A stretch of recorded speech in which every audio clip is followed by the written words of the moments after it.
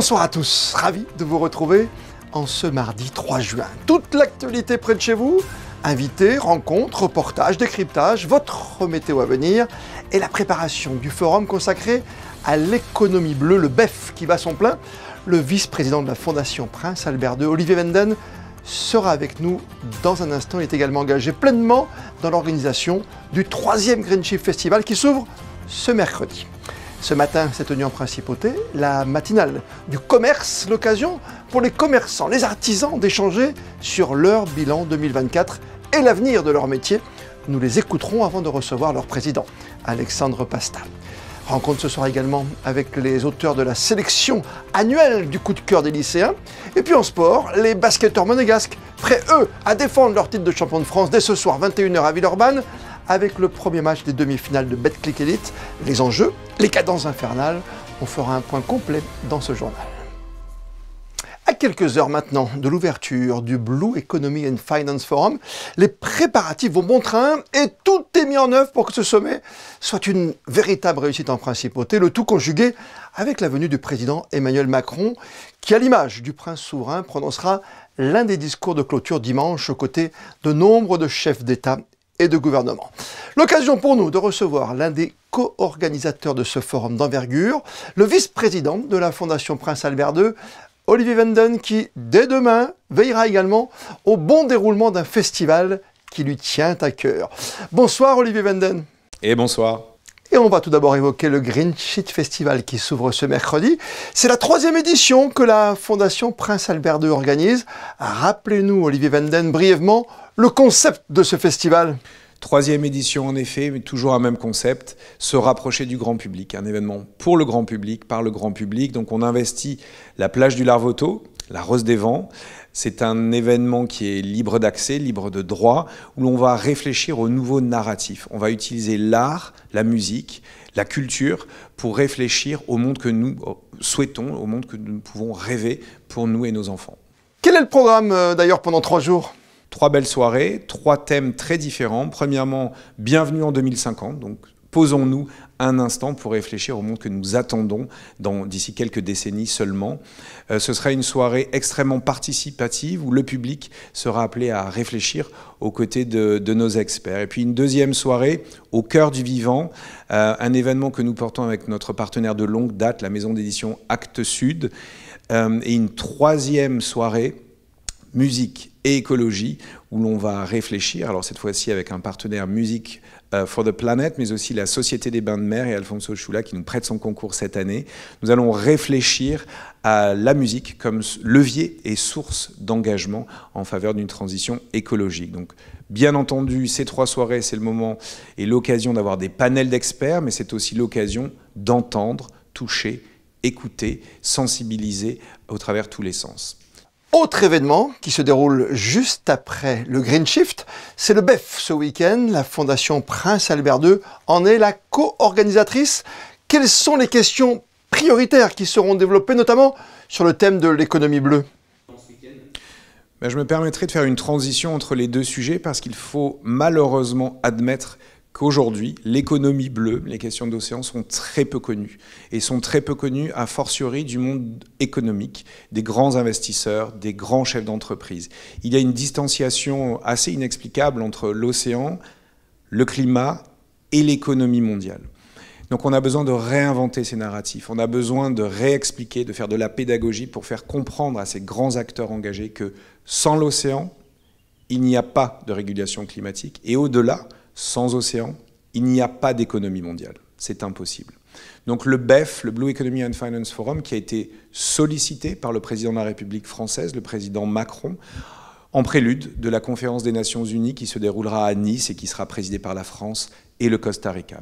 À Monaco, nous avons voulu réunir ces grands professionnels, donc des chefs d'entreprise, des chefs de multinationales, des grands banquiers, des fonds souverains, des fonds de pension, pour explorer les solutions qui existent déjà et qui méritent d'être accélérées, qui méritent de changer d'échelle. Et pourquoi ? Là encore, revenons au changement de narratif. Il faut que l'on essaie d'arrêter de penser à limiter notre impact sur notre environnement et le climat pour mieux réfléchir à comment faire du bien. Et il existe aujourd'hui de nombreuses innovations, de nombreuses solutions qui méritent d'être mieux connus et qui méritent d'être accélérés. C'est donc tout l'enjeu de ce forum, des solutions concrètes, des résultats tangibles, pas d'effet d'annonce, mais bien une présentation réservée, cette fois-ci, aux professionnels pour accélérer cette transition que nous attendons tous. Et Olivier Wenden, concrètement, à l'issue de ce Blue Economy and Finance Forum, quels projets, quels investissements pourraient être mis en place en faveur des océans? Parce qu'il ne faut pas l'oublier, hein, vous l'avez dit, vous l'avez rappelé, qu'il y a à Nice la conférence des Nations Unies sur l'océan qui va donc enchaîner la semaine prochaine. Et l'idée, c'est quand même d'arriver là avec des solutions concrètes.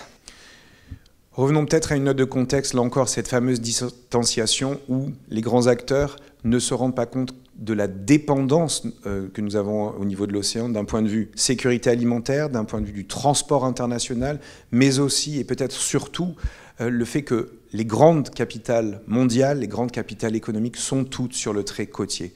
Donc la décennie qui vient sera celle de l'impact du changement climatique, de la montée des eaux.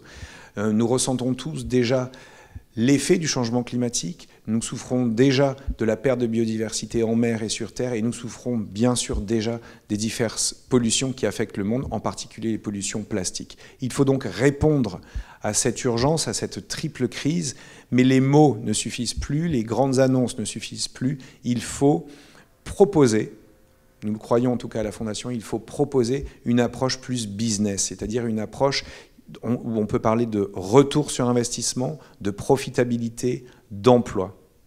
Et ce n'est pas un vain mot. Aujourd'hui, et ce sera l'objet du BEF, nous pouvons proposer et exposer des solutions. Donc, il y aura notamment lors du BEF des grandes plénières où les plus grands experts de l'économie bleue seront là, seront écoutés.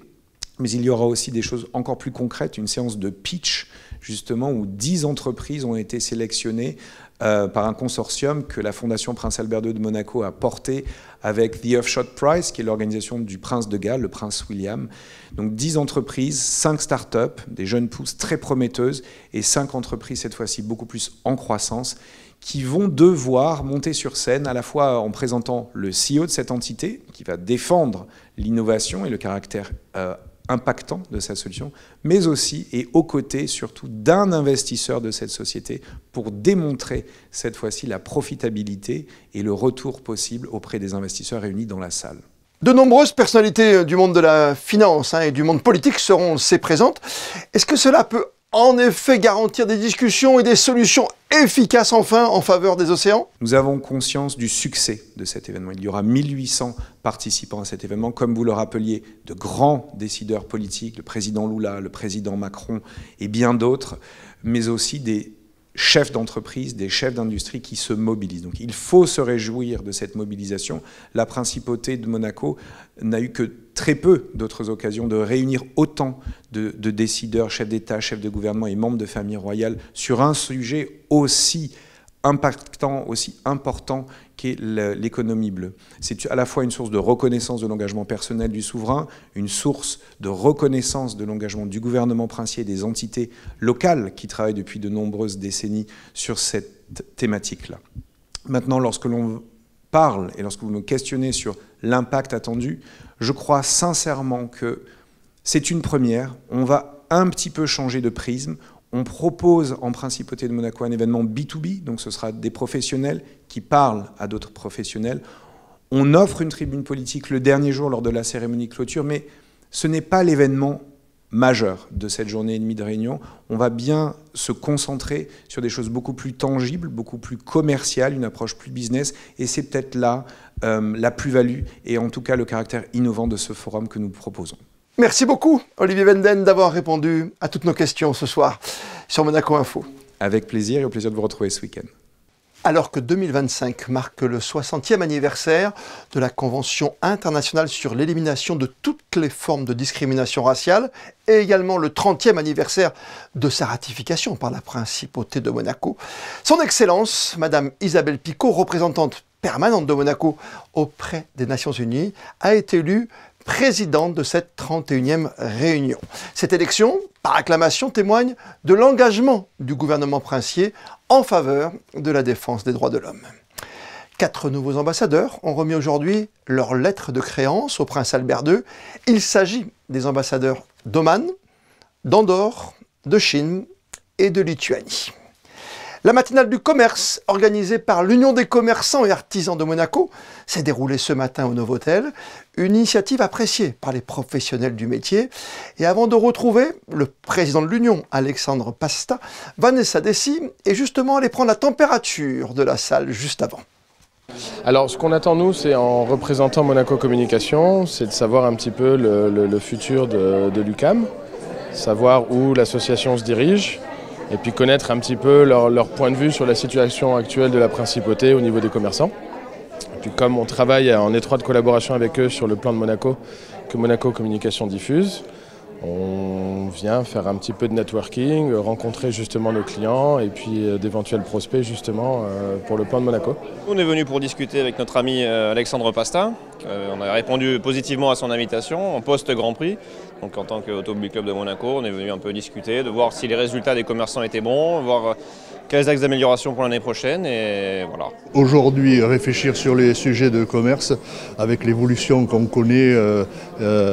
C'est pas facile de trouver les bons remèdes pour lutter contre la concurrence extérieure qui a toujours été la problématique de Monaco avec notre clientèle qui s'en va vers Nice ou ailleurs parce qu'il y a plus de propositions commerciales. C'est juste une rencontre entre commerçants, gouvernement et institutions de Monaco. Je ne m'attends à rien du tout pour l'instant. C'est juste une rencontre. C'est très important pour nous les commerçants, surtout après le Grand Prix. J'ai envie de découvrir s'il y a des nouveautés, quelque chose d'intéressant. Mais normalement, quand l'UQAM décide quelque chose, j'espère que c'est toujours quelque chose d'intéressant. Essayer d'avancer pour qu'on ait toujours une activité plus positive et qui se développe de plus en plus. C'est l'idée, un petit peu. Et d'essayer aussi de se rassembler autour d'un même axe et d'un même objectif, le développement économique de la principauté. On est partenaire maintenant avec l'UQAM depuis cette année. On est venu à l'Assemblée justement écouter un peu les besoins et les demandes des commerçants, toujours rester plus proche d'eux. Alexandre Pasta, bonsoir à vous. Bonsoir Monsieur Paco, bonsoir. On vient d'écouter les commerçants, il y a beaucoup de sujets qui ont été évoqués bien sûr pendant cette grande matinale. Ce qui revient, même sur la fin on l'entend, c'est sur quelque chose qui est rentré dans nos mœurs aujourd'hui, c'est l'application Carlo. Alors je sais que c'était l'heure des bilans aussi de 2024 et les perspectives 2025 ce matin pour cette matinale, mais Carlo a changé la vie de pas mal des habitants bien sûr, des commerçants comme des clients, vous l'avez constaté vous-même. Ah mais bien sûr, Carlo est un boost énorme pour le commerce en principauté, mais pour les gens de la principauté, pour les pendulaires.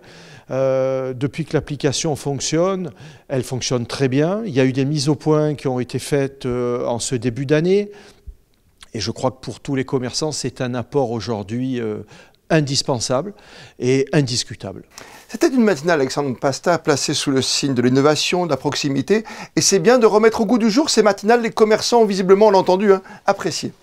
Tout à fait. Aujourd'hui, l'UQAM est structuré d'une façon plus autonome, ce qui nous a permis de relancer cette matinale pour, comment dirais-je, relier tous les commerces avec toutes les entités de la principauté qui sont constamment dans l'action, que ce soit le gouvernement princier, la mairie et bien entendu le Conseil national. Oui, avec une mobilité aussi interquartier qui est intéressante chez vous.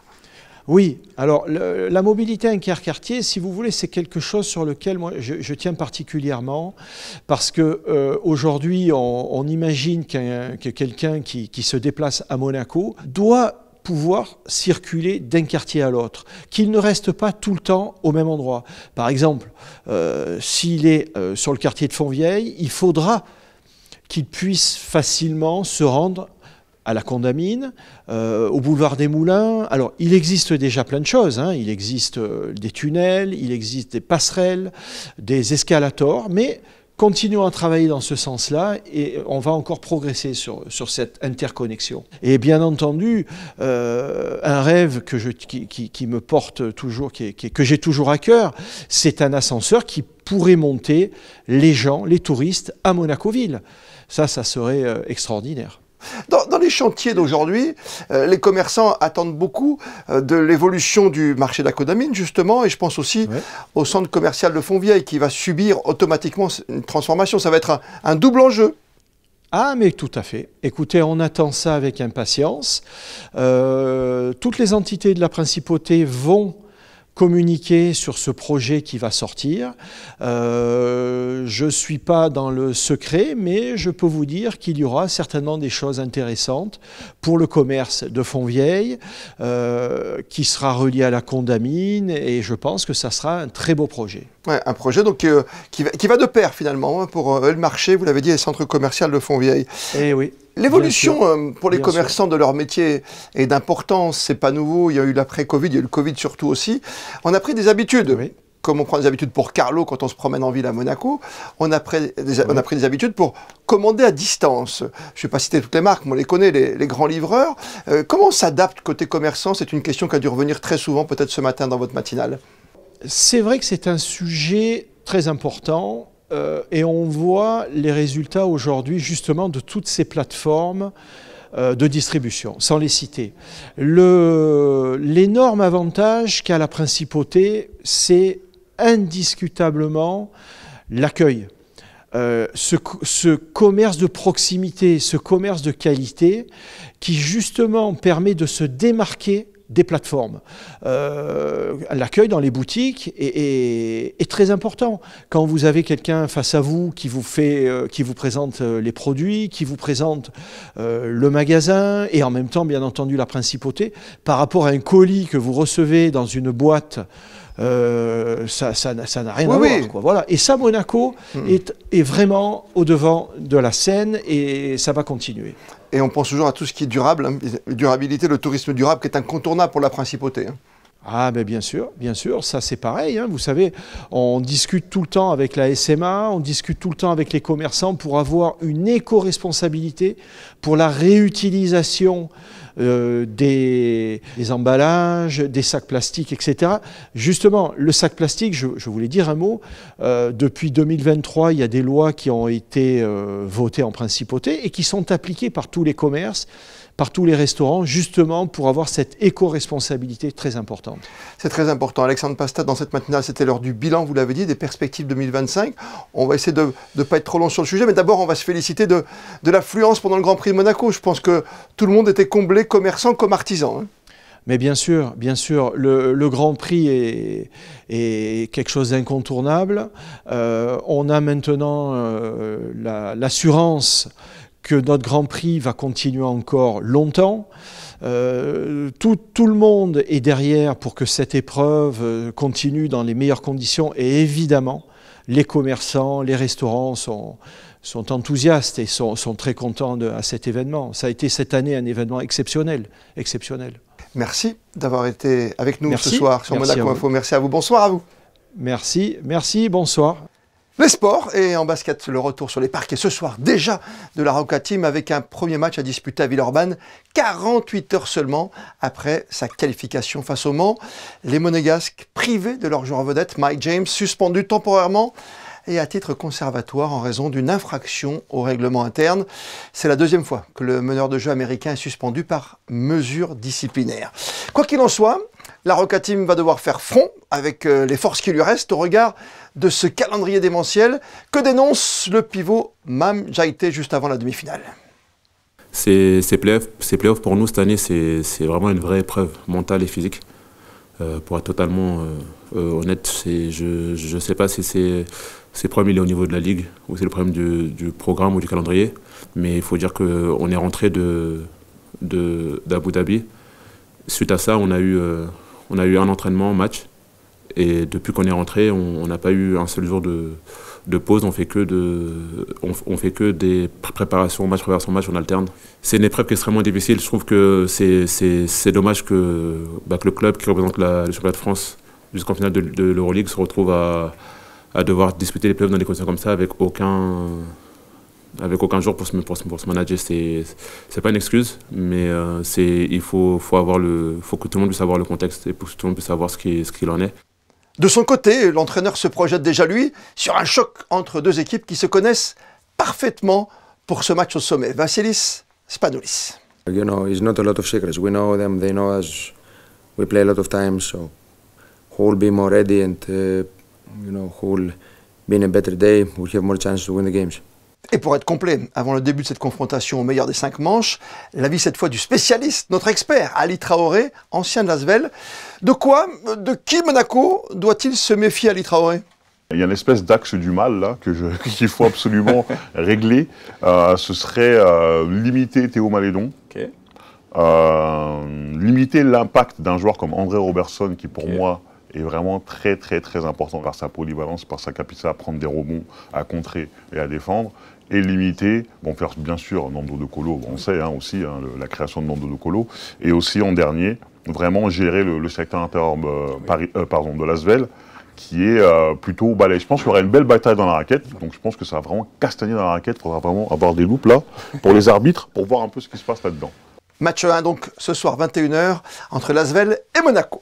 Direction maintenant l'hôtel Columbus où s'est tenue hier la conférence Wildlife Interactions, un événement visant à sensibiliser les élèves de la principauté à la protection des océans à travers l'art, la photographie et des sorties pédagogiques. Un reportage de Gaëtan Lebrun et Lionel Bernardi.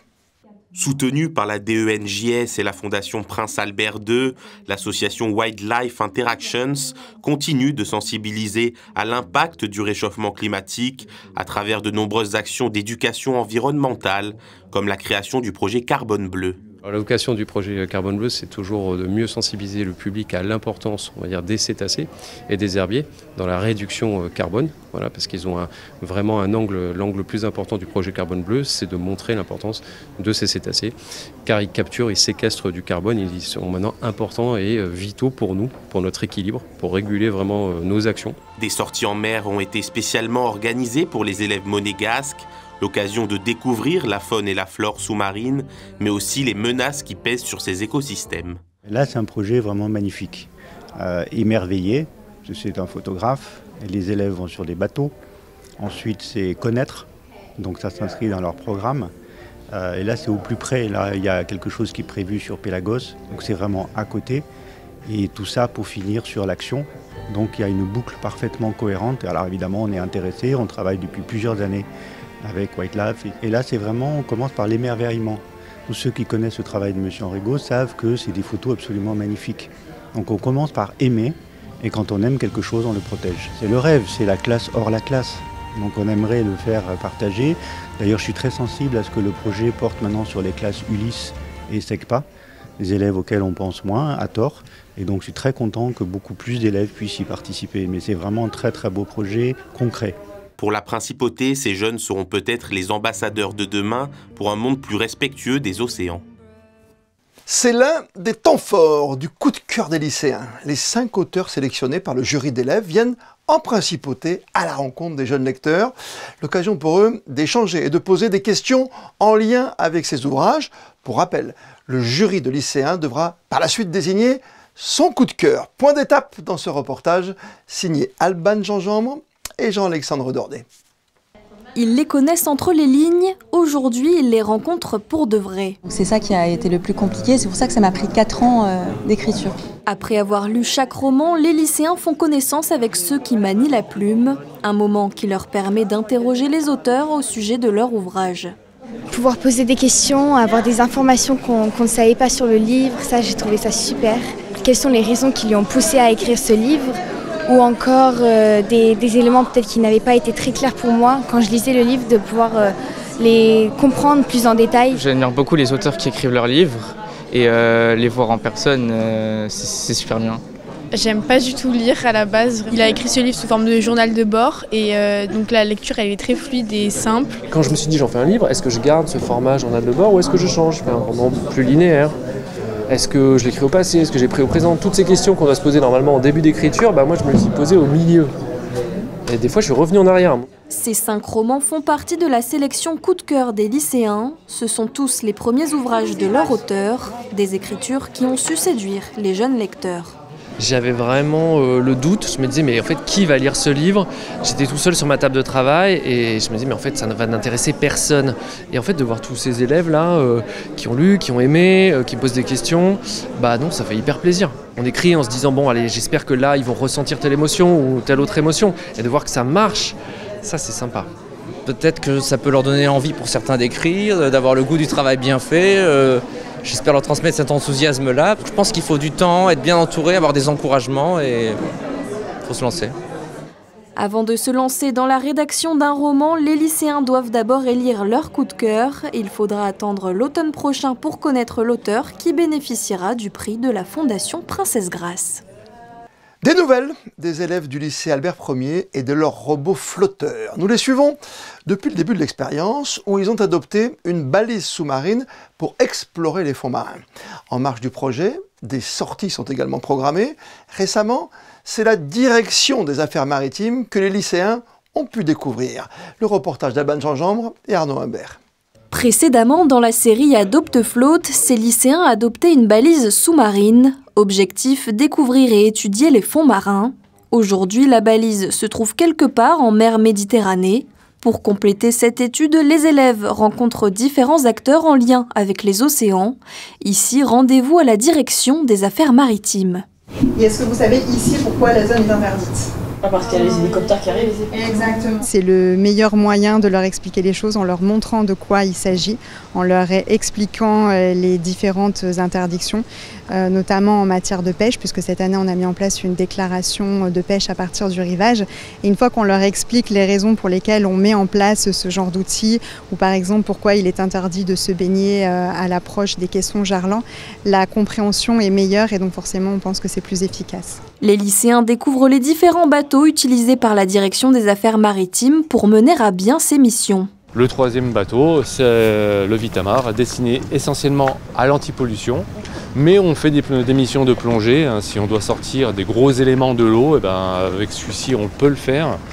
Parce qu'il y a une grue tout simplement derrière. Ça nous explique comment la mer elle fonctionne, comment ils imposent les règles, ça aussi comment ils gèrent différents problèmes. Ça m'a beaucoup intéressé sur ça, oui. On a appris les zones protégées, etc. Donc où on pouvait pêcher, où c'était interdit, la vitesse des bateaux dans le port.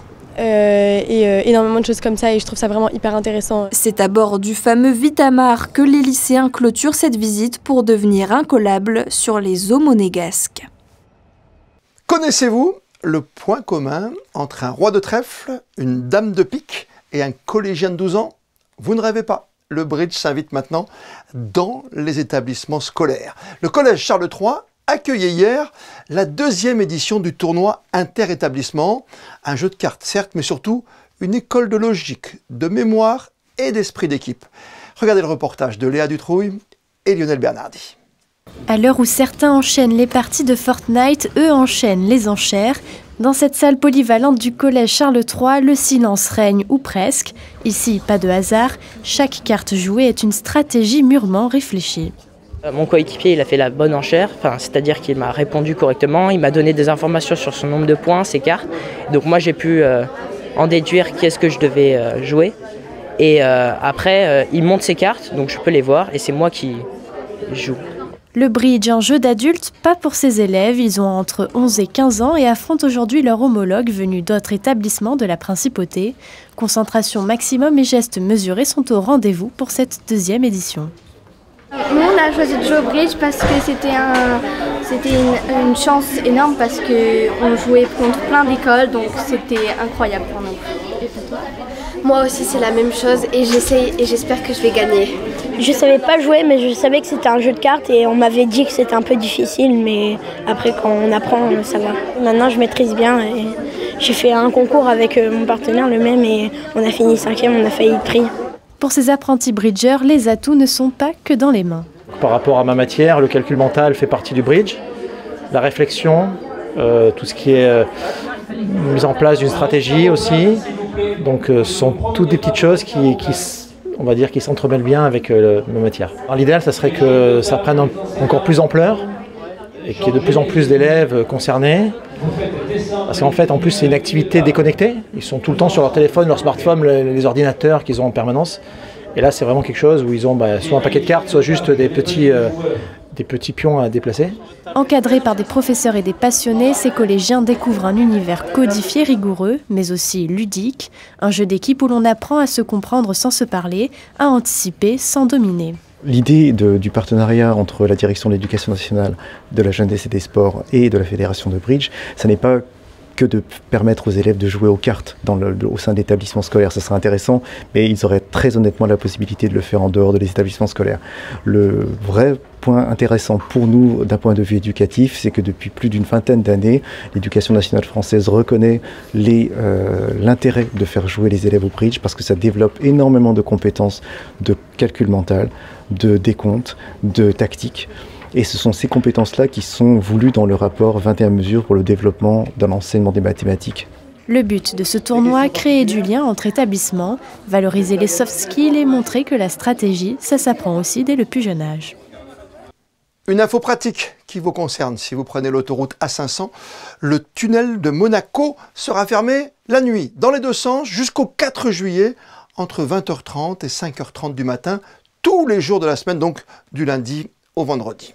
Et avant de retrouver votre météo pour les heures à venir, en compagnie d'Alban Gingembre, comme le veut la tradition, on termine ce journal par les instantanés du jour, avec la journée mondiale du vélo en images. Les photos sont signées Stéphane Dana. On se retrouve demain pour un tout nouveau journal. D'ici là, passez toutes et tous une très belle soirée. Et plus que jamais, vous le savez, vous êtes bien sur Monaco Info.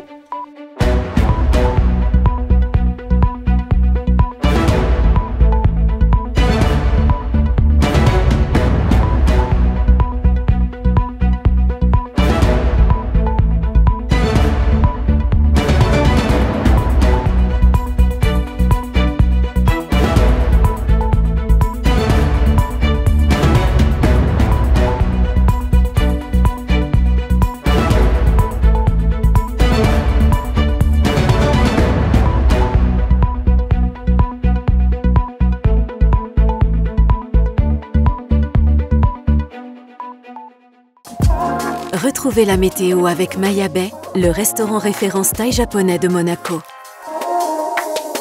Bonsoir à tous. Cet avant-goût d'été était un peu trop beau. Demain, le temps sera plus incertain, un ciel variable et très nuageux le matin et des foyers orageux accompagnés de faibles averses l'après-midi. Un indice UV plus modéré et des températures qui évoluent entre 20 et 22 degrés. Le mercredi 4 juin, nous fêterons les Clotildes. Et la citation du jour, c'est une folie à nulle autre seconde de vouloir se mêler de corriger le monde.